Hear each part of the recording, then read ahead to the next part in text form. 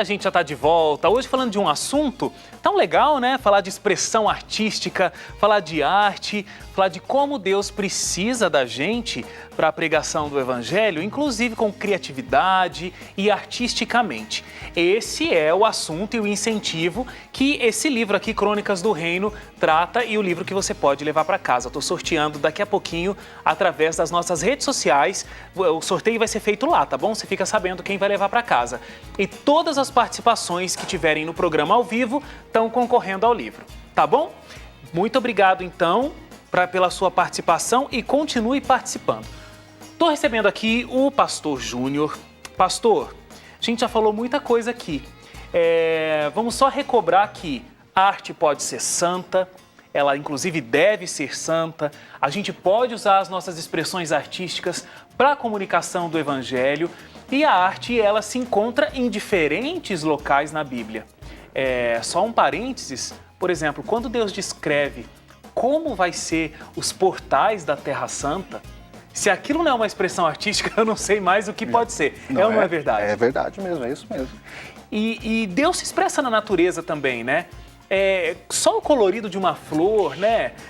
O céu é azul, poderia ser de uma outra cor, mas ela combina.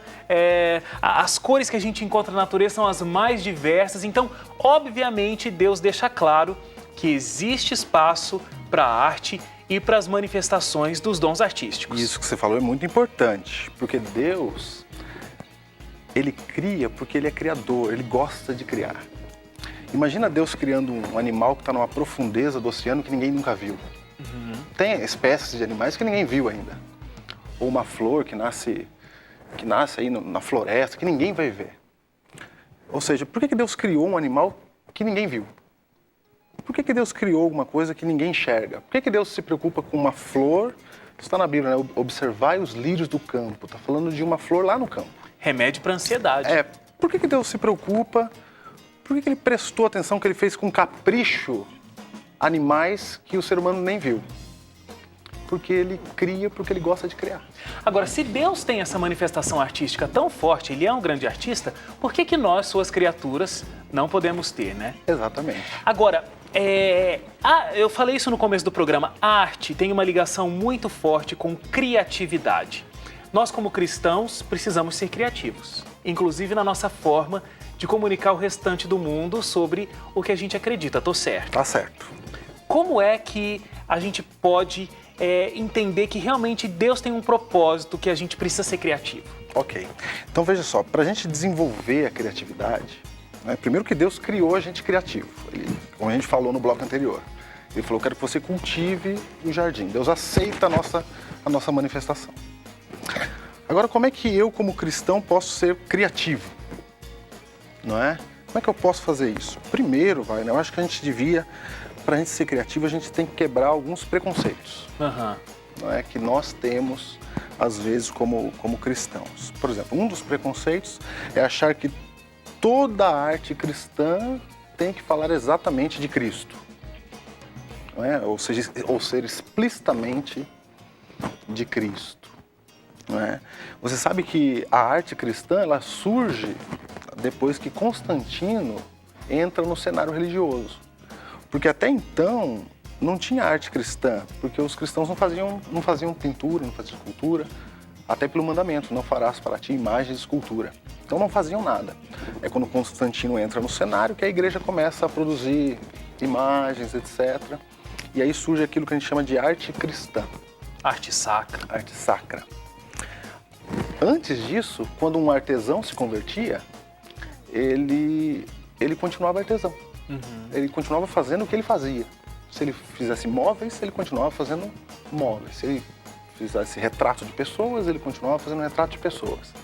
Não tinha essa separação, arte cristã e não cristã, não é? Não havia isso. Então, às vezes, a gente acha que tem que ser de um jeito, não é? Por isso que eu falei, para ser criativo, você tem que quebrar as barreiras do tem que ser de um jeito. E aí tem um perigo que você me perguntou no primeiro bloco. Mas e se eu começar a fazer coisas que não tem a ver com Cristo? Aí é que tá. A ênfase não é mexer no resultado artístico. não é mexer no método. A ênfase está mexendo no ser humano, na pessoa. Cristo mexe na gente. Então você está me dizendo que o trabalho artístico ele pode influenciar o próprio artista e não só o consumidor daquela arte, é isso? Exatamente. E o artista... E de que forma? Então, o artista, para a arte dele falar de Cristo, ele tem que ser, em primeiro lugar, ele cristão. E muito cristão. Uhum. E quando ele é cristão, aí, quando ele for pintar, quando ele for desenhar, quando ele for fazer um site, quando ele for fazer um jogo, quando ele for fazer um aplicativo, ele vai ficar dentro do pensamento cristão. Não é? Ele vai ficar dentro daquilo que Deus gostaria que a gente fizesse. Agora, tem um assunto que é um pouquinho complicado.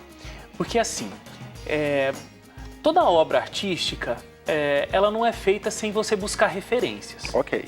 E muitas vezes essa referência realmente não está dentro desse mundo sacro.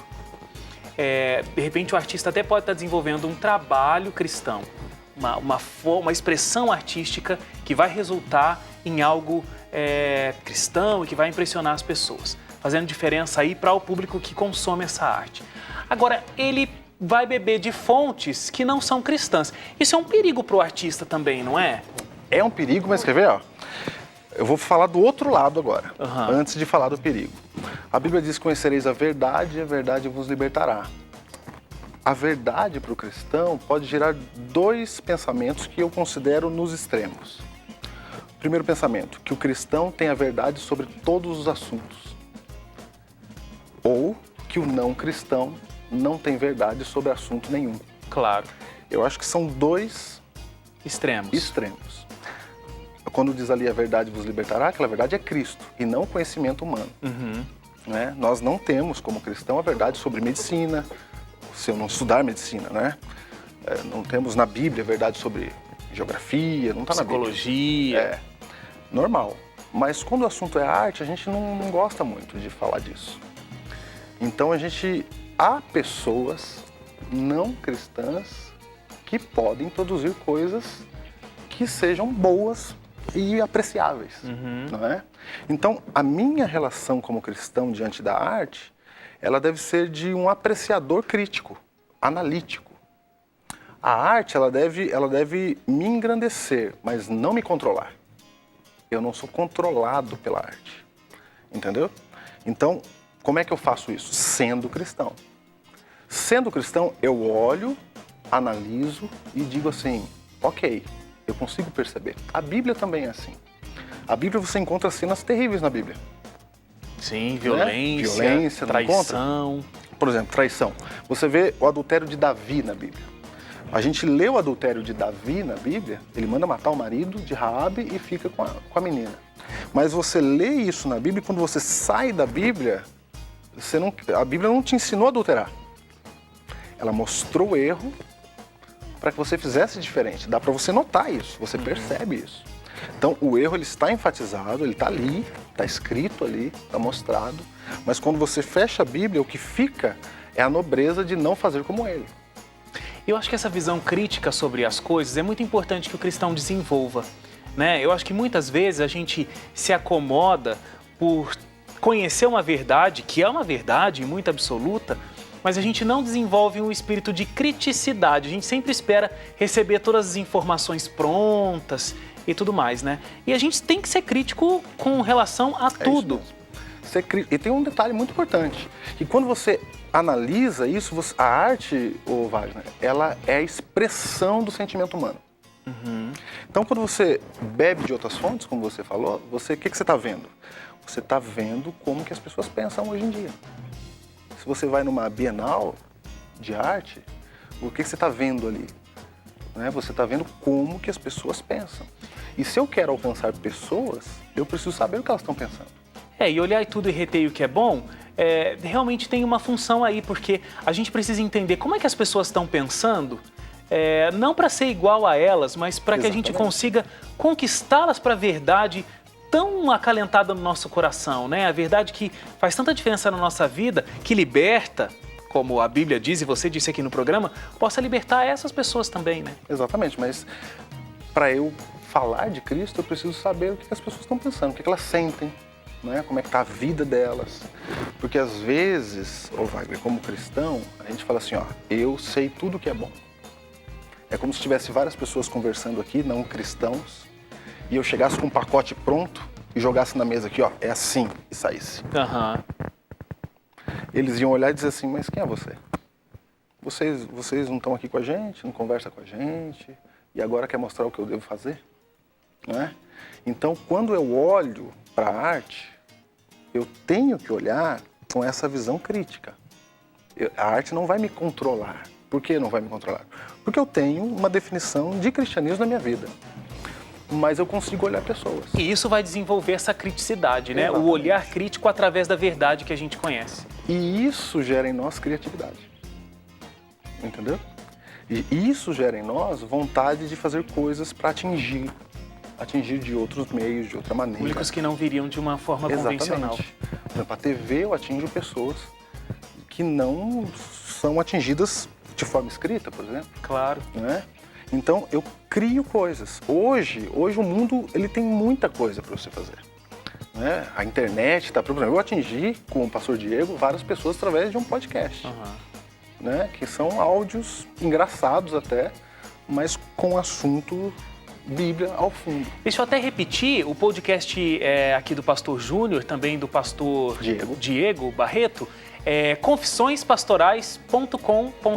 confissõespastorais.com.br. Deixa eu só lembrar, a gente já está terminando o programa, mas todo mundo que participou então, daqui a pouquinho vai acontecer nas redes sociais o sorteio desse livro aqui, Crônicas do Reino, é um livro todo feito de crônicas falando sobre essas expressões artísticas e como você pode fazer um trabalho para Deus com criatividade, te motivando a ser cada vez mais artista.